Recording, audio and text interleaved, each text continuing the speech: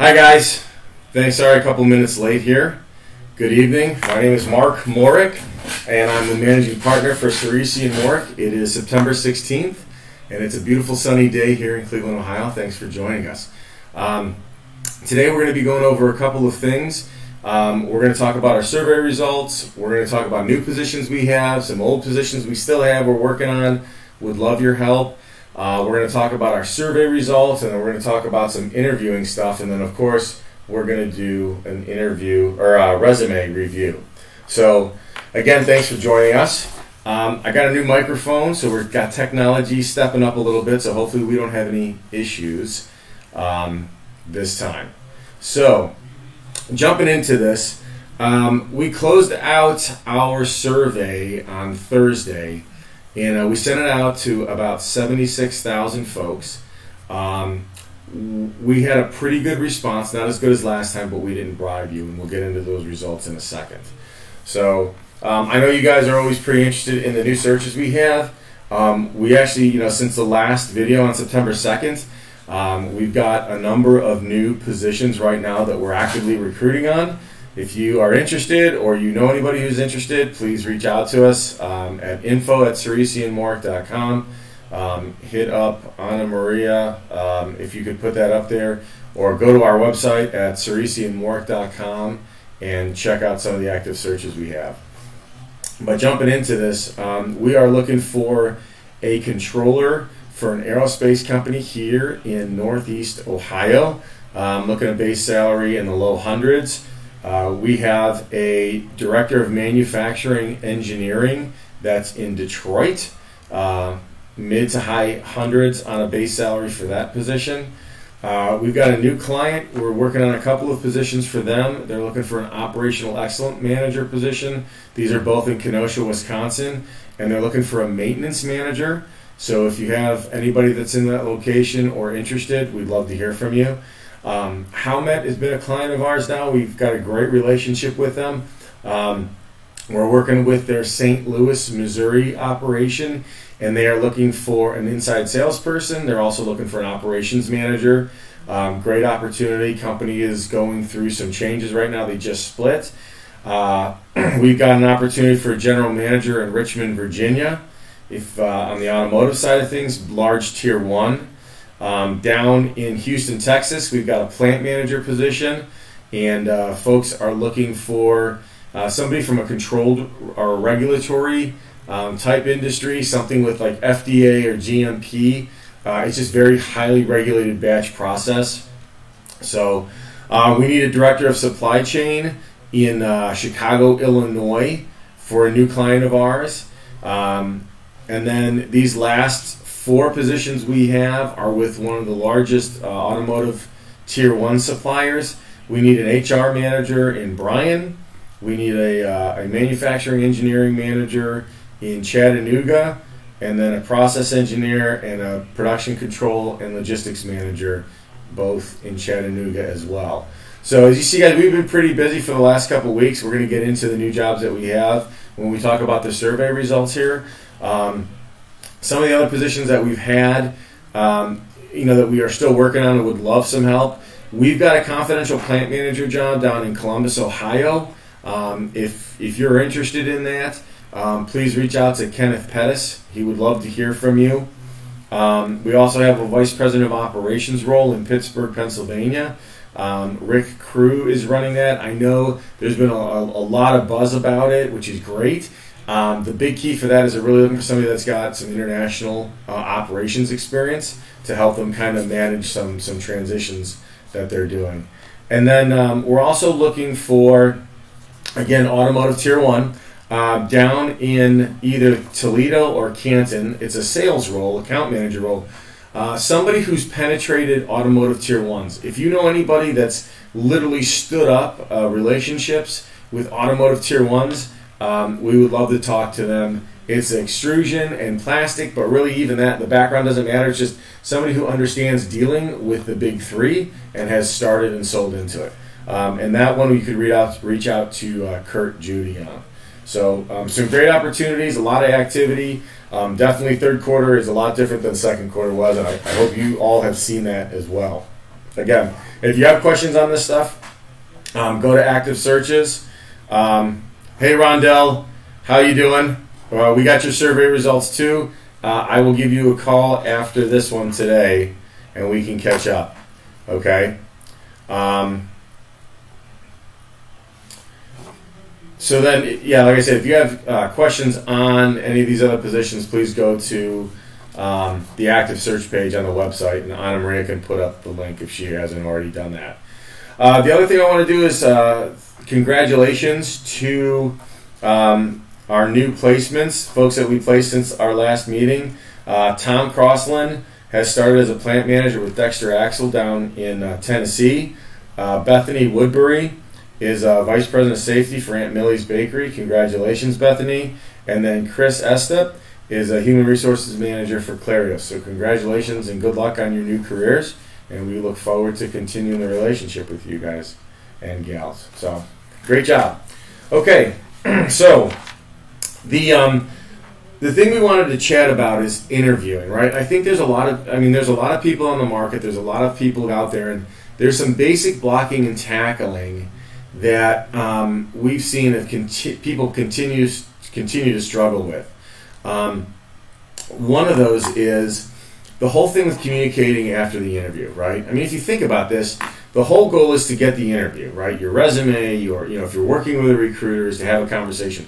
So you finally get to this pinnacle and you get the conversation going, and then afterwards, it's almost like a decompression. But the reality is you just started, right? So you went out there and interviewed, you did great, you differentiated yourself, hopefully in the interview, but then there's some key things that we always coach our folks to do before the end of the interview and right after the interview that can help kind of set a benchmark for other candidates. But it all centers around communication. And I think that's one of the things that Ciresi Morek really does well is communicating. Although some of the survey results, I know we didn't bribe you guys for this last survey, but some of these results were pretty entertaining. But the big thing is communication. Clear, concise, and open. Before you leave the interview, we always coach candidates to ask that interview, whoever the decision maker is, hey, is there anything with my background? You've had a chance to talk to me. I've had a chance to kind of meet the folks. Is there anything with my background or skill sets that's a concern for you on my ability to do this job, right? So what you're doing is opening up the dialogue, and hopefully, even though we're in a sue-happy society, hopefully what we've seen is most hiring managers will have an open conversation with that interviewer or interviewee, and just telling them, hey, well, I don't think you have this, or I didn't, we're really looking for somebody that has, new business development, and I didn't see anything, we haven't talked today about anything where you've won new business. Well, that's your opportunity then before you leave to kind of overcome these objections or misunderstandings that could have come up in the interview process, right? So you can actually ask and talk to the hiring manager and figure out, and it might be true, right? Maybe I haven't done business development before. Or I can say, well, hey, Tom, sorry, sorry about that, but yeah, I've actually, won new business and created new accounts and won a couple $1 million worth of business, and it's on my resume here, or it was with this company there. It just gives you an opportunity to make sure that you've answered all the questions for the hiring manager, and that there's no concerns with your ability to do the job. It's not a matter of you're going to be ruled out because you can't do the job. It's just a matter of whether or not you're a fit. The other thing is, this is one that always perplexed me. I've been recruiting now for almost 20 years, and a lot of people are uncomfortable asking for the job. And it's not, hey, give me the job. It's, you've had a chance to talk, you've answered any questions, you've clarified it, but just telling the hiring manager, hey, I'm really excited about this. I want to join your team, and I think I could be very effective doing this, this, and that, right? And I want to work for you. Just that phrase, just that saying, telling the guy or gal who's interviewing you, I want to work for you, or I want to be part of the team, it can really set you apart from other folks. And again, you make sure that you're qualified to do the job, and then telling them you want to work there. Again, this is assuming that you do want to work there. The worst thing you can do is tell a guy or gal you want to work there, and then you really don't. So I would always, if it's someplace you want to be and someplace you want to work, then you definitely want to share that with them. The other thing is if you're working with a recruiter,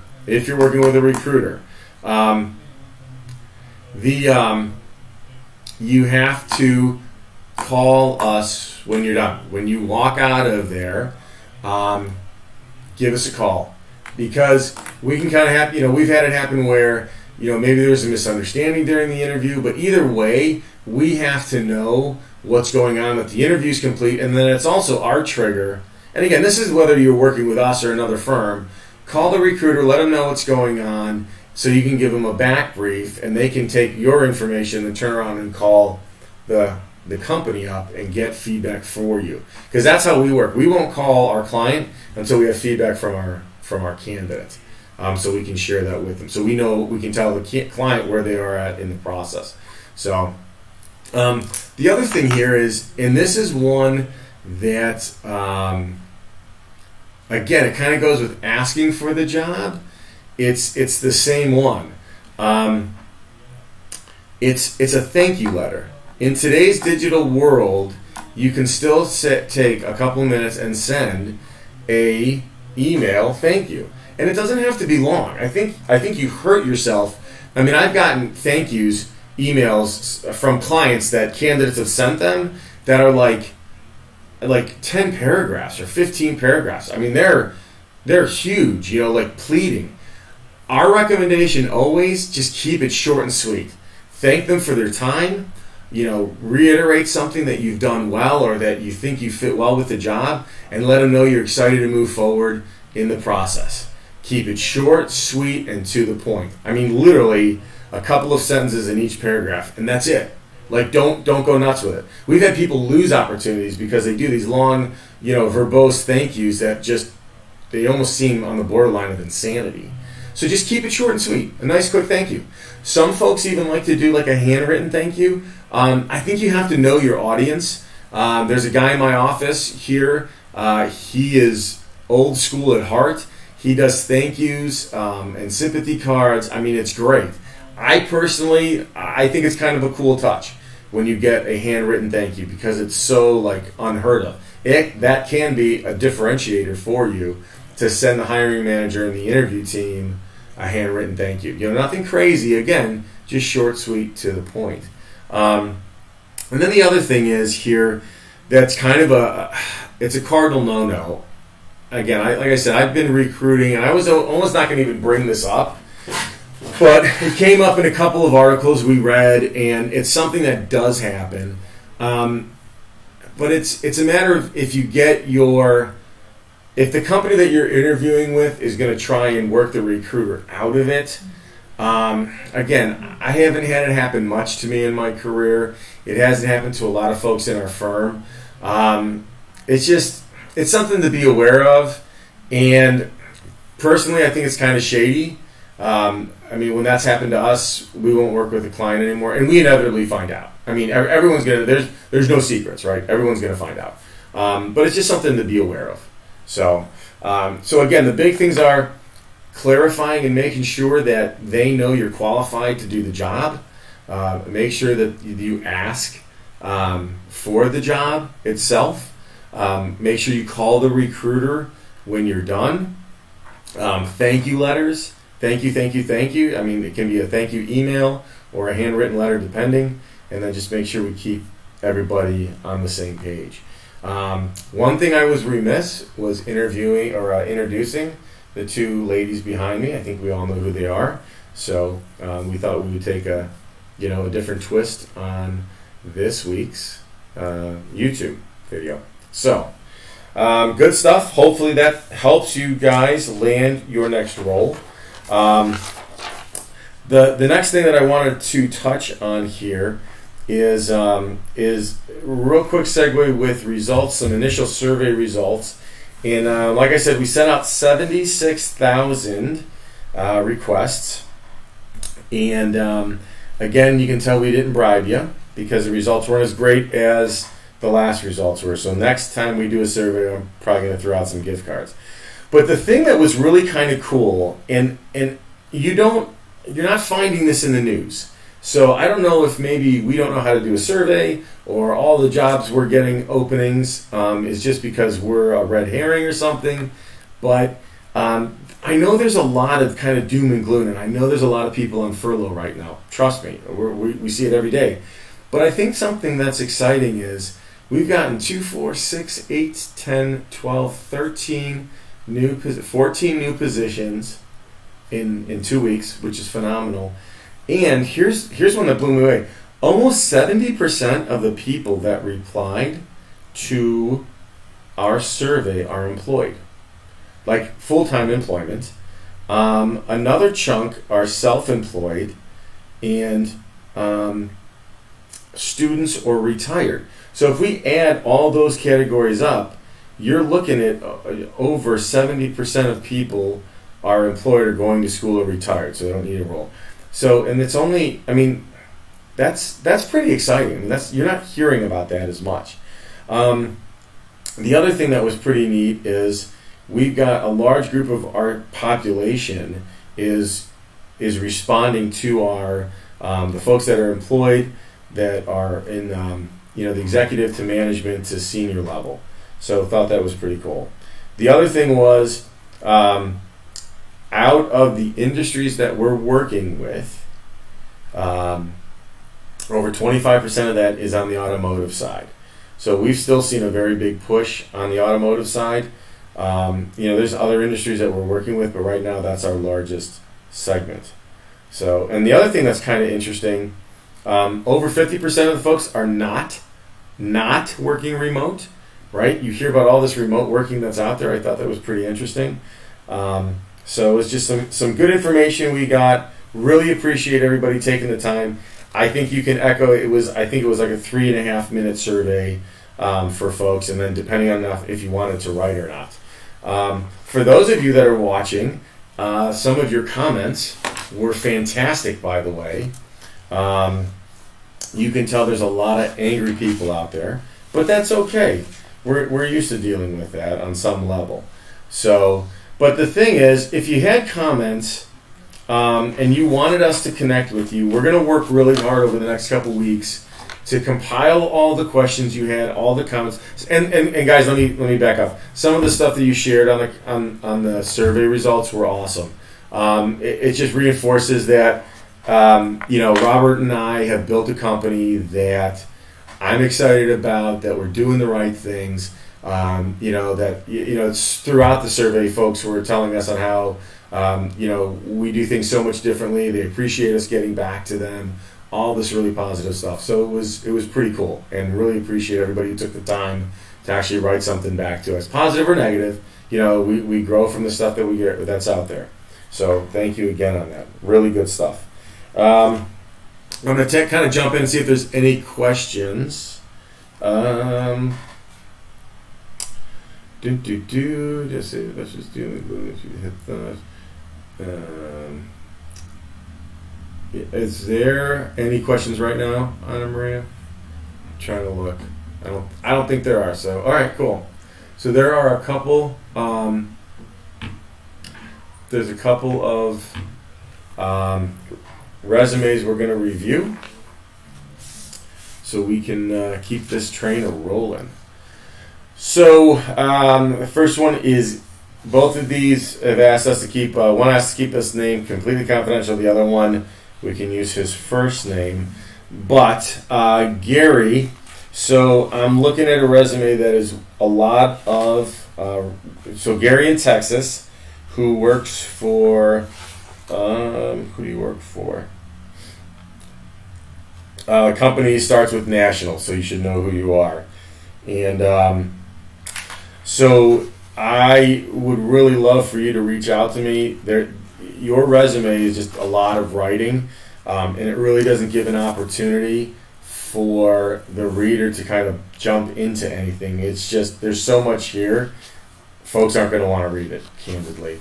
You really don't break stuff up, and then what you've done, where you've done it, it's, you almost have like a skill set. It's almost a combination of like accomplishments, skills, and then you kind of throw in where you've worked. I think there'd be a much better way. I don't know if we have a. Hang on, we got a question here. So I'll get you in 1 second. But the thing is, I've said this time and time again. So the folks that have watched this before, tell me what your company is, what they do. Tell me what your title is. Tell me your responsibilities right under that, and then bullet out a couple of accomplishments that you've had. Like, why is the team better for having you, Gary, on the team in your role with National that you were doing? And then on the top portion, maybe an objective statement or a summary statement, some key skills, and then go from there. So, you've done some great things. You've worked for some great companies, but it's completely lost. Rockwell, Reynolds, where you're currently at, ITW, these are all companies that are well known, and it's buried on your resume. You should be highlighting those. That should be up, on the first page, pretty much.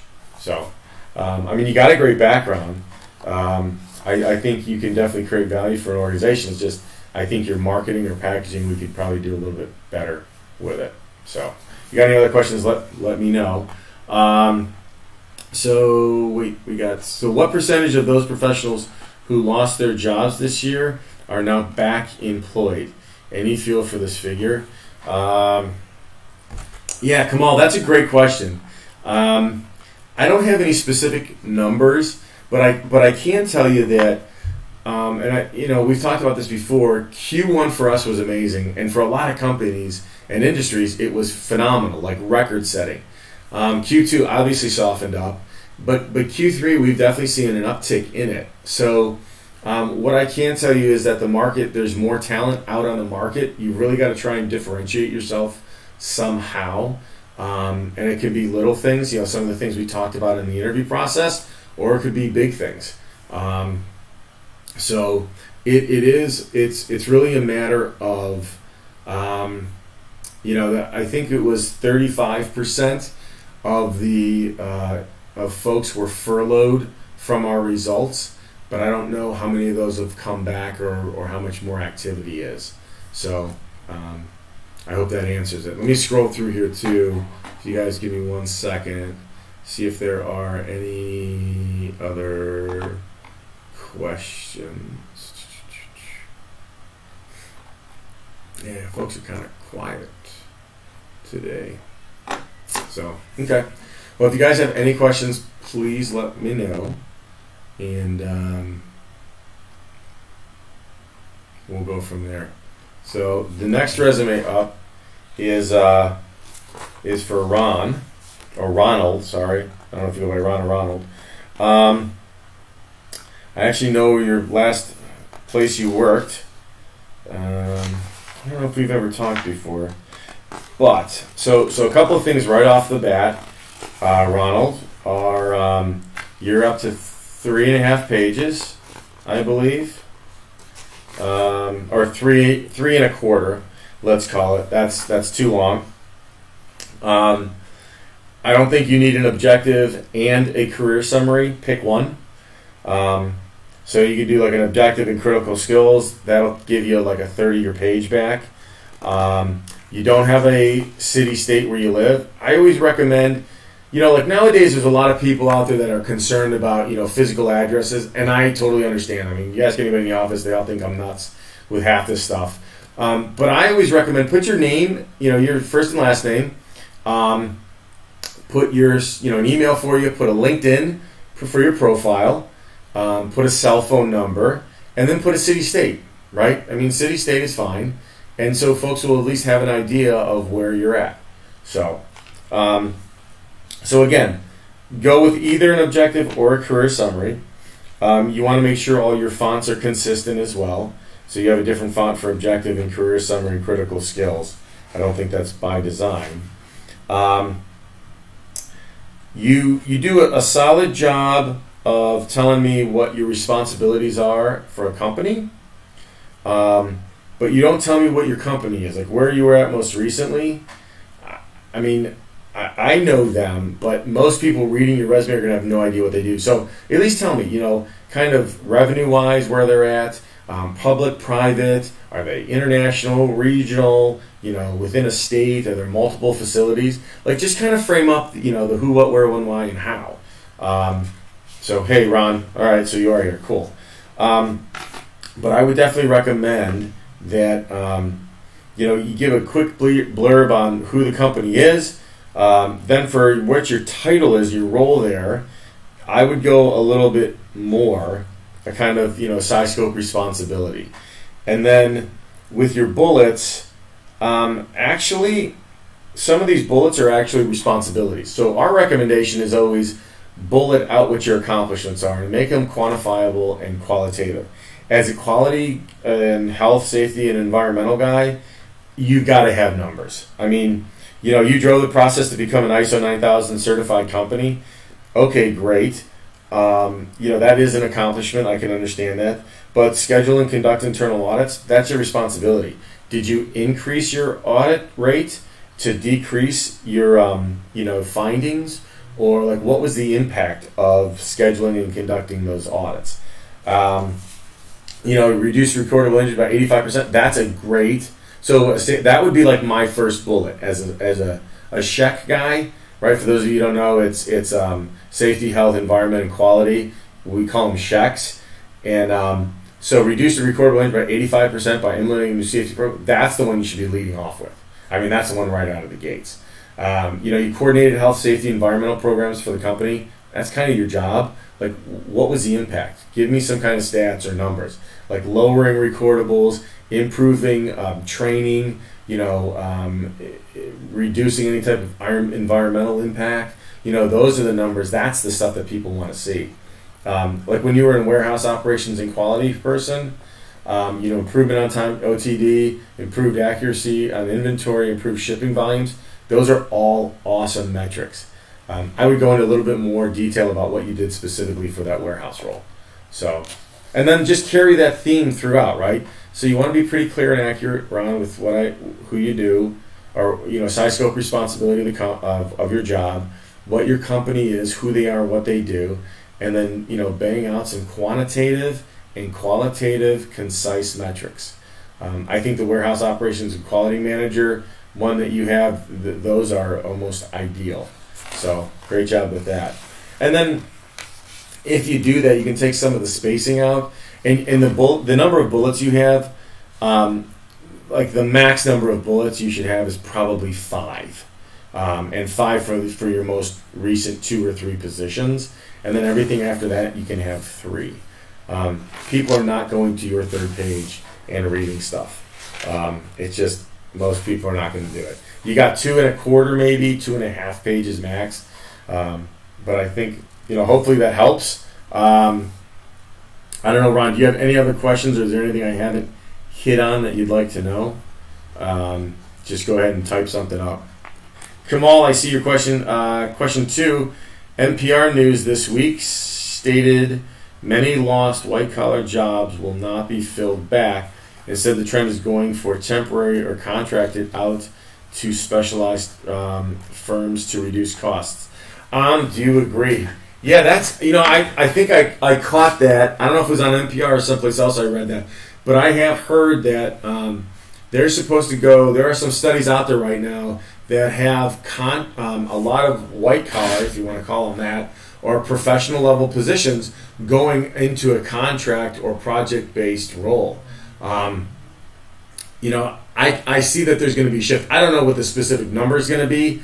I'm not that smart to kind of throw out a percentage, but I think there is going to be a reduction in permanent professional positions at a brick and mortar building. And I think this COVID working remote is proving some of that and then disproving some of that. I think it's figuring out some jobs. They're figuring out some jobs can be effective remote and more effective than other positions. And I think you're going to find that there's going to be some studies coming out here in the next couple of months that are going to be identifying which ones are more viable than others. So, Ron, yeah, I hope, Kamal, I hope that answers your question. Ron, I hope, if you have any other questions, let me know. I hope that helps with regards to your resume. And no, Anna Maria, not 2. Okay, should be 5. 5 is okay. So, yeah. Are there any other questions right now, guys? I'm really trying hard to keep it to that 30 minutes and be respectful of your time.